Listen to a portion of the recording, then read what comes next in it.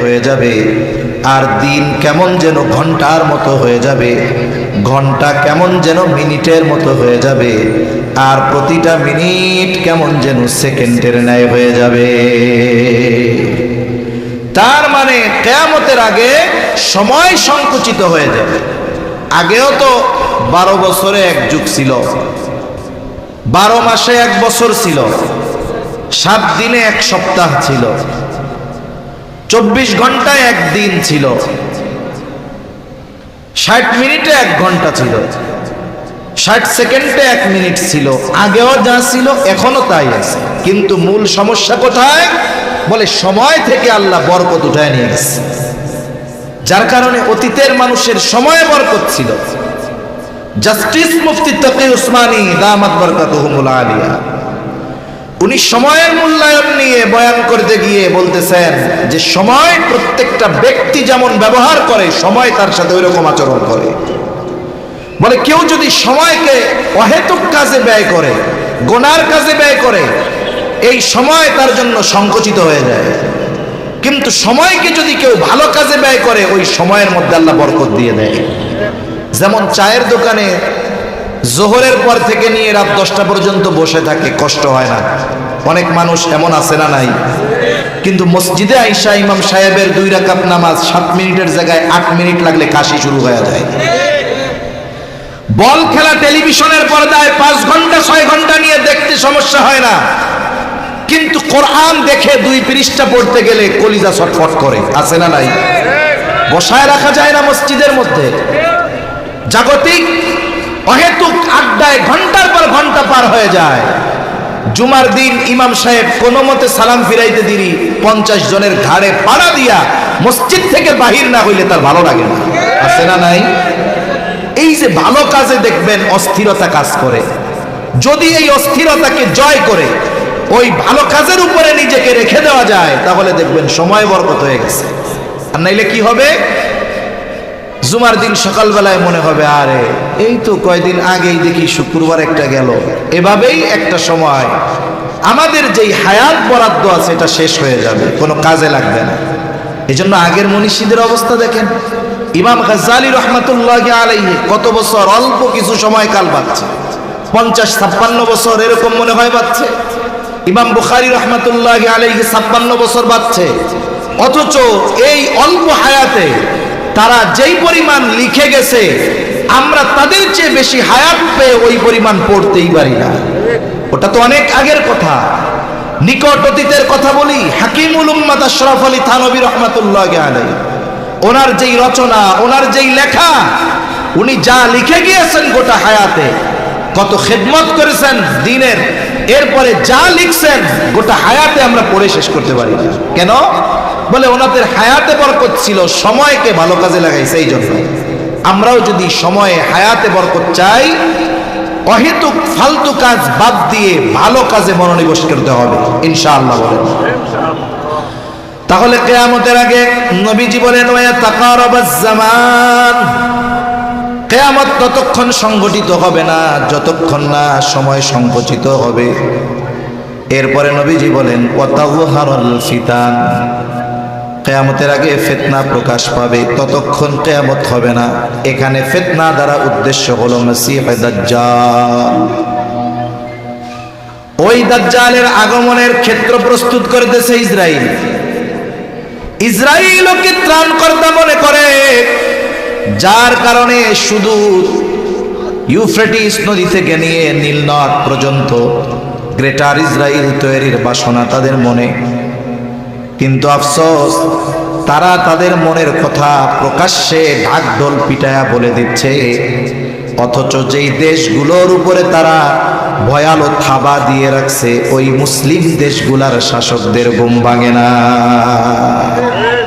যাদের দেশ দখলের হুমকি জাতীয় সঙ্গে গিয়ে দিচ্ছে, ওই দেশগুলোর কোনো আহ নাই। এরা একেবারে মৃত লাশের ন্যায় হয়ে গেছে। অনেক সময় তো মানুষ মরা লাশেও ভয় পায় না? ভয় পায় যে একজন মরে গেছে, একা একা যাইব রাতের বেলা, ভয় লাগে, স্বাভাবিক। ইসরাইল একটা ব্যক্তি মরা লাশকে যেই পরিমাণ ভয় পায়, ইসরাইল আরবের শাসকদেরকে ওই পরিমাণ ভয় পায় না। একটা পিঁপড়ার কামড়কে যেই পরিমাণ ভয় পায় ইসরাইল, ওরা আরব শাসকদের ওই পরিমাণ ভয় পায় না। থোড়া কেয়ার, কোনো গোনেই নাই দেখতে। কিন্তু যাদের উপরে মুসিবত প্রথমে পতিত হবে, এই মানুষগুলারই কোনো খবর নাই, হুঁশ নাই। এজন্য আমরা দোয়া করি আল্লাহ তাআলা ওই সমস্ত রাষ্ট্রপ্রধানদের ঘুমন্ত বিবেককে আল্লাহ জাগ্রত বানায় দেন। আজকে অবরুদ্ধ গাজায় মুসলমানদের উপরে যেই নির্যাতন, শুধু মুসলিম বিশ্ব নয়, গোটা পৃথিবীর অধিকাংশ দেশ ইসরায়েলের এই বর্বরতার বিরুদ্ধে অবস্থান নেওয়ার পরেও গোটা পৃথিবীকে বৃদ্ধাঙ্গুলি দেখিয়ে অবরুদ্ধ গাজার মুসলমানদের উপরে যেই ধ্বংসলীলা চালাচ্ছে, এর কারণে সবচাইতে বড় দায়ী ওই আরব গাদ্দারগুলো। যদি ওরা গাদ্দারি না করত, তাহলে ওসমানী খেলাফতের পতন হতো না। বিস্ফোরা ইসরায়েল ওই পবিত্র ভূমিতে এসে বসতি স্থাপন করতে পারত না, ঠিক কিনা বলেন? এজন্য মুসলমান, ওই জায়গায় মুসলমানদের ওই পরিস্থিতি, আমরাও মোটামুটি এক গাজার মতো ভূখণ্ডে বসবাস করতেছি। এজন্য প্রত্যেকটা ইমানদারের উচিত ধ্বংস হয়ে যাওয়ার আগে ওই ধরনের জালেমদেরকে ধ্বংস করার প্রস্তুতি নেওয়া, ঈমান আমল মজবুত করা, এবং যদি কোনো বহির্শত্রু দেশের উপরে, ইসলামের উপরে আক্রমণ করার অপচেষ্টা করে, জীবনের সর্বশেষ রক্তবিন্দু দিয়ে হলেও ওদের প্রতিহত করার জন্য প্রস্তুত থাকা, ঠিক কিনা বলেন? মনে রাখবেন, ওই সমস্ত মানুষের অন্তরেই মাটির মোহাব্বত থাকে, বলে যাদের অন্তরে ঈমান থাকে। একমাত্র ঈমানদারদের মধ্যেই দেশপ্রেম থাকে, ঈমানদারদের মধ্যেই উম্মাহ প্রেম থাকে। আর যারা মুখে স্বাধীনতার ওই বিষয়গুলোকে নিয়ে, যারা ৭১ পতাকা, জাতীয় সঙ্গীতের চেতনাকে নিয়ে দেশপ্রেম হাইলাইট করে, এই সবগুলা চিটিং বাজার বাটপার, এরা সময় মতো দেখবেন একটাও দেশের মধ্যে থাকবে না। কারণ আমাকে আপনাকে থাকতে হবে। আপনার কানাডায় বাড়ি নাই, আমারও কানাডায় বাড়ি নাই। ওরা তো পালাইয়া পাশের দেশে চলে যাওয়ার অবস্থা হয়েছে, কিন্তু আমাকে আপনাকে পাশের দেশে ঢোকার কোনো সুযোগ দেওয়া হবে না। হয়তো মরতে হবে, না হয় বঙ্গোপসাগরের মধ্যে ছুটতে হবে, এছাড়া উপায় নাই। এখন যদি মৃত্যুই হয় সর্বশেষ অবস্থা, তাহলে ঈমানের সাথে জালেমদের বিরুদ্ধে লড়াই করে মরাই শ্রেয়, ঠিক কিনা বলেন? সেজন্য সম্মানিত উপস্থিতি, প্রস্তুত থাকতে হবে আমাদের। তাহলে কিয়ামতের আগে সবচেয়ে বড় ফিতনা হলো দাজ্জালের ফিতনা। নবীজি সাল্লাল্লাহু আলাইহি ওয়াসাল্লাম এই ফিতনা থেকে বাঁচার আমল আমাদের শিখায়া দিয়েছেন। নবীজি সাল্লাল্লাহু আলাইহি ওয়াসাল্লাম সূরা কাহাফের আমলের কথা শিখায়া দিয়েছেন। নবীজি বলেন, জুমার দিন যে সূরা কাহাফ তিলাওয়াত করবে, আল্লাহ রাব্বুল আলামিন তাকে দাজ্জালের ফিতনা থেকে হেফাজত করবে। আরেক বর্ণনায় আসছে কমপক্ষে 10 আয়াত। প্রথম 10 আয়াত আমার আপনার জীবনে বেঁচে থাকার জন্য আল্লাহ তাআলা শ্বাস প্রশ্বাসকে যেমন জরুরি করে দিয়েছেন, বলে না খেয়ে যদি হায়াত থাকে 2-4-10 বেলা বাঁচা যাবে, কিন্তু 10 মিনিট বেঁচে থাকার জন্য বলেন তো অক্সিজেন নেওয়ার দরকার আছে না নাই? কার্বন ডাই অক্সাইড ছাড়ার দরকার আছে না নাই? মানুষ না খেয়ে বেঁচে থাকতে পারবে, কিন্তু কে আছেন এইখানে যে হুজুর আমি 1 ঘন্টাও না 10টা মিনিট নাক মুখ টেপ দিয়ে পেঁচায় রাখবেন, আল্লাহর রহমতে বাইসা থাকবো? এই চ্যালেঞ্জ নেওয়ার মতো ক্ষমতা কারো আছে? নাই। এই শ্বাস প্রশ্বাস আমার আপনার জীবনে বেঁচে থাকার জন্য যেমন জরুরি, ফিতনা থেকে বাঁচার জন্য অনুরূপভাবে সূরা কাহাফের আমলটাও আমি আপনি জরুরি বানায় নিব। 10টা আয়াত মুখস্থ করেন, এক এক স্বপ্নে এক এক আয়াত মুখস্থ করেন। একটা পৃষ্ঠা কতটুকু? আর নিজের ঘরের মানুষদেরকে মুখস্থ করার, এতে কি হবে? বুজুর্গানে দিন বলেন, যেই আমলে দাজ্জালের মতো ফিতনা থেকে বাঁচা যাবে, ওই আমল দাজ্জাল আগমনের আগে যত ফিতনা আছে ওগুলো থেকেও আল্লাহ চাইতো ওই আমলের কারণে আল্লাহ বান্দাকে হেফাজত করবে। এজন্য সূরা কাহাফের আমল গুরুত্ব দিয়ে করব তো ইনশাআল্লাহ, আল্লাহ তৌফিক দান করেন।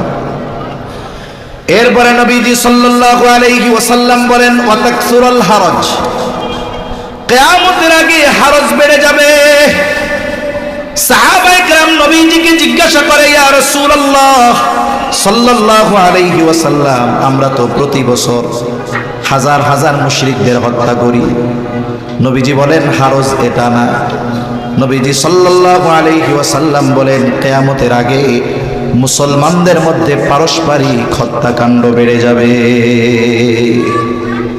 চাচা ভাতিজাকে খুন করবে, ভাতিজা চাচাকে খুন করবে, এক প্রতিবেশী অপর প্রতিবেশীকে খুন করবে, বাবা ছেলেকে, ছেলে বাবাকে, মামা ভাগিনাকে, ভাগিনা মামাকে। মুসলমানদের মধ্যে বলেন তো পারস্পরিক হত্যাকাণ্ড বেশি না কম? গোটা পৃথিবীতে অমুসলিমেরা দৈনিক যেই পরিমাণ মুসলমানদের হত্যা করে, বর্তমান দুনিয়ায় এককভাবে একই দিনে সবচাইতে বেশি মানুষ হত্যা হয় গাজায়। গোটা পৃথিবীতে অমুসলিমদের মাধ্যমে একদিনে যত মানুষ হত্যা হয়, তার চাইতে কম পক্ষে 10 গুণ বেশি মানুষ মুসলমান অপর মুসলমানের দ্বারা হত্যাকাণ্ডের শিকার হয়। তার মানে পারস্পরিক হত্যাকাণ্ড এত পরিমাণ বেশি যে অমুসলিমেরাও এত পরিমাণ মুসলমান দৈনিক হত্যা করে না। হয়তো পারিবারিক কারণে, না হয় সামাজিক কারণে, না হয় রাজনৈতিক কারণে, অথবা অর্থনৈতিক কারণে দৈনিক মুসলমানদের মধ্যে মুসলমানেরাই অপর মুসলমানকে হত্যা করতেছে। এর সংখ্যা কাফেরদের দ্বারা হত্যাকাণ্ড হওয়ার সংখ্যার 10 গুণের চাইতেও বেশি। এটা সময়ের সাথে সাথে বাড়তেছে, কিয়ামতের আগে আরো বাড়বে। একটা সময় তো মানুষ আর একটা মানুষকে হত্যা করবে, এটা চিন্তাও করতো না। যদি বাংলাদেশের মধ্যে কোথাও একটা অন্যায়ভাবে হত্যাকাণ্ড হতো, অনলাইন ছিল না, ফেসবুক ইউটিউব কিছুই ছিল না, অথচ ওই ধরনের হত্যাকাণ্ড গোটা দেশকে একেবারে উত্তাল সমুদ্রে পরিণত করতো, ঠিক কিনা বলেন? কিন্তু এখন আমার ঘরের পাশে হত্যা হয়, আমি মুখে চুপ করে বসে থাকি, যে মনে মনে কই আল্লাহ আমি বাইসে আছি আলহামদুলিল্লাহ, সব মরে যায় জায়গা। হত্যাকাণ্ডের পরিমাণ এত বেড়েছে, তুচ্ছ কারণে মানুষ মানুষকে হত্যা করতেছে। বাকি টাকা 2 টাকা পায়, দোকানদার চাইছে 2 টাকা পাই দেন, এই কারণে হত্যা করে ফেলতেছে। একটু কথা কাটাকাটি তর্কাতর্কি হয়েছে, এই কারণে একজন আরেকজনকে হত্যা করে ফেলতেছে। তরুণদের মধ্যে যুবক কিশোর ছোট মানুষ ক্লাস 5-6 পড়ে, একটু তর্কাতর্কি হয়েছে, কত ঠান্ডা মাথায় প্ল্যান করে সংঘবদ্ধভাবে হত্যাকাণ্ড সংগঠিত করতেছে। এক একটা ঘটনা, এটা শুধু ঘটনা পর্যন্ত সীমাবদ্ধ নয়, ওই যেই ঘটনাটা ঘটতেছে ওটাই হলো ভবিষ্যতের বাস্তব রূপ, যদি আমরা এখন থেকে সতর্ক না হই। এজন্য কিয়ামতের আগে আল্লাহর নবী বলেন পারস্পরিক হত্যাকাণ্ড বেড়ে যাবে। অথচ হত্যা কত বড় জঘন্য এক অপরাধ। রাসূলুল্লাহ সাল্লাল্লাহু আলাইহি ওয়াসাল্লাম বলেন, সিবাবুল মুমিনি ফুসুকুন ওয়া কিতালুহু কুফর। নবীজি সাল্লাল্লাহু আলাইহি ওয়াসাল্লাম বলেন, মুমিনকে গালি দেওয়া ফাসিকি পাপের কাজ, আর হত্যা করা কুফরি। অথচ এই হত্যাকাণ্ড অহরহ হইতেছে। মুমিনকে গালি দেওয়া যেখানে নিষেধ, মুমিনকে গালি দেওয়া যেখানে ইসলাম মানা করেছে, সেখানে হত্যাকাণ্ড আমাদের কাছে সাধারণ হয়ে গেছে। অথচ দেখুন, এই জবান হেফাজতের মাধ্যমেই জান্নাতের নিশ্চয়তা পাওয়া যায়। আর যত ধরনের অন্যায় সংগঠিত হয়, অধিকাংশ অন্যায়ের সূচনা হয় এই জবান থেকে। এজন্য নবীজি সাল্লাল্লাহু আলাইহি ওয়াসাল্লাম বলেন, আল মুসলিমু মান সালিমাল মুসলিমুনা মিন লিসানিহি ওয়া ইয়াদিহি। নবীজি সাল্লাল্লাহু আলাইহি ওয়াসাল্লাম বলেন, মুসলমানকে বলে যে যত বেশি গরুর গোশত খাইতে পারে সে তত বড় মুসলমান, ঠিক না? মুসলমানে নিলেই মুসলমান না, গরুর গোশত বেশি খাইলেই মুসলমান না। নবীজি বলেন প্রকৃত মুসলমান হলো সে যার জবান এবং হাতের অনিষ্ট থেকে অপর মুসলমান নিরাপদ থাকে। এখন আমাকে এই হাদিসের আলোকে আমার ওজন মাপতে হবে, আসলে মুসলমানিত্ব আমার মধ্যে আছে নাকি। হতে পারে আমাদের রাজনৈতিক চিন্তাধারা ভিন্ন, হতে পারে আমাদের চিন্তা ভাবনা ভিন্ন, দল ভিন্ন, কিন্তু সবাই মুসলমান। এখন বলুন তো, দলের স্বার্থকে কেন্দ্র করে অপর আর এক মুসলমানকে গালি দেওয়া যাবে? জোরে বলেন, যাবে নাকি? মাথা ফাটানো যাবে নাকি? যাবে না। এজন্য আমাদের মধ্যে ইউনিটি দরকার। দল মত ভিন্ন হতে পারে, কিন্তু মুসলিম হিসাবে আমি অপর মুসলমানের হকগুলোর ব্যাপারে খেয়াল রাখব। তাহলে জবান হেফাজতের মাধ্যমে মুসলমান হওয়া যায়। জবান যার হেফাজত নাই, নিয়ন্ত্রণে নাই, ও মুসলমান হইতে পারবে না। আবার নবীজি সাল্লাল্লাহু আলাইহি ওয়াসাল্লাম বলেন, তোমরা আমাকে দুটো জিনিস হেফাজতের গ্যারান্টি দাও, আমি তোমাদের জান্নাতের গ্যারান্টি দিব। একটা হলো উভয় চোয়ালের মধ্যবর্তী গোশতের টুকরার চাপ, জিহ্বা। আর একটা হলো উভয়ের মধ্যবর্তী স্থান, লজ্জা স্থান। নবীজি বলেন, এই দুইটা জিনিস হেফাজতের নিশ্চয়তা দাও, আমি তোমাদের জান্নাতের নিশ্চয়তা দিব। তার মানে যদি কেউ প্রকৃত মুসলমান হতে চায়, জবান হেফাজতের দরকার। জান্নাতের নিশ্চয়তা যদি নবীর থেকে পেতে চায়, জবান হেফাজতের দরকার। তাই আজকে থেকে আমরা নিজেরা ওয়াদাবদ্ধ হব, এখন থেকে আমি আমার জবানের দ্বারা অপর কোন মুসলমান ভাইকে কষ্ট দিব না, ইনশাআল্লাহ। বকাঝকা দিব না তো, আমার জবান হেফাজত করবে ইনশাআল্লাহ। তাহলে রাসূলুল্লাহ সাল্লাল্লাহু আলাইহি ওয়াসাল্লাম বলেন, ওয়াতাকসুরুল হারাজ, কিয়ামতের আগে হত্যাকাণ্ড বেড়ে যাবে। হত্যাকাণ্ড এত পরিমাণ বাড়বে, নবীজি বলেন কিয়ামতের আগে হত্যাকাণ্ড এত পরিমাণ বাড়বে, যে হত্যা করবে, যাকে হত্যা করবে সে জানবে না কেন তারে হত্যা করলাম। আবার যাকে হত্যা করা হবে সেও জানবে না কেন আমাকে হত্যা করা হলো। এজন্য এই ধরনের অপরাধগুলার শুরু হয় অধিকাংশ সময় জবান থেকে। এই জবানকে যদি আমরা নিয়ন্ত্রণে আনতে পারি, আশা করা যায় অনেক অনাকাঙ্ক্ষিত ঘটনা থেকে আমরা বাঁচতে পারবো। আল্লাহ আমাদের জবান হেফাজতের তৌফিক দান করেন। জবান খুলে বলি আমি। 6 নম্বর, নবীজি সাল্লাল্লাহু আলাইহি ওয়াসাল্লাম বলেন, কিয়ামতের আগে মানুষের সম্পদ এত পরিমাণ বাড়বে যে সম্পদ উপচে পড়বে। মুফাসসিরিন মুহাদ্দিসিন কেরাম বলেন, এই অবস্থাটা কিয়ামতের একেবারে আগে হবে। ঈসা আলাইহিস সালামের জামানায় এরকম ঘটনা ঘটবে। গোটা পৃথিবীতে মুসলমানেরা এতটা স্বাবলম্বী হবে, সচ্ছল হয়ে যাবে যে সাদকা দেওয়ার মতো মানুষ খুঁজে পাবে না।